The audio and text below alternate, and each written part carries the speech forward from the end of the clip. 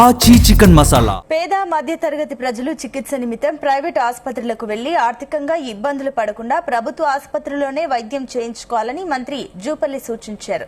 ప్రభుత్వ ఆసుపత్రుల్లో అన్ని రకాల వైద్య సేవలు అందించేలా ప్రభుత్వం చర్యలు తీసుకుంటోందన్నారు. కొల్లాపూర్ ఏరియా ఆసుపత్రిని ఆకస్మికంగా తనిఖీ చేసిన ఆయన రోగులకు అందుతున్న సేవలపై ప్రత్యేక సమీక్ష నిర్వహించారు.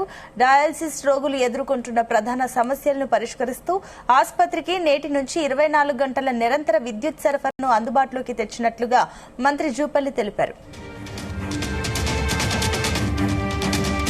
ఇప్పుడే కొత్తగా నిర్మాణమైనటువంటి 100 పడకల ఆసుపత్రిని చూసుకోవడం జరిగింది.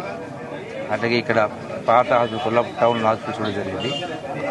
ఈ 100 పడకల ఆసుపత్రి అనేది గతంలో 2017లో నేను మంత్రిగా ఉన్నప్పుడే దాన్ని మంజూరు చేయడం జరిగింది, శాంక్షన్ ఇవ్వడం జరిగింది.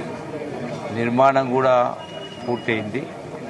అయితే దానికి కరెంటు సప్లై 24 గంటల కరెంటు సప్లై లేకున్నది. ఈరోజే ఆ 100 పడకల ఆసుపత్రికి కరెంటు సప్లై ఇస్తూ ఉన్నాం. బ్యాటరీ వెహికల్స్ ఉంటాయి.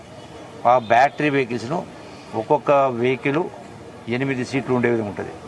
అటువంటి ఒక 4-5 బండ్లు తెప్పించి పెడతాం. ఇక్కడ ఈ పేషెంట్లకు అదనపు భారం పడకుండా, ఎవరికి ఇబ్బంది కలగకుండా ఫ్రీగా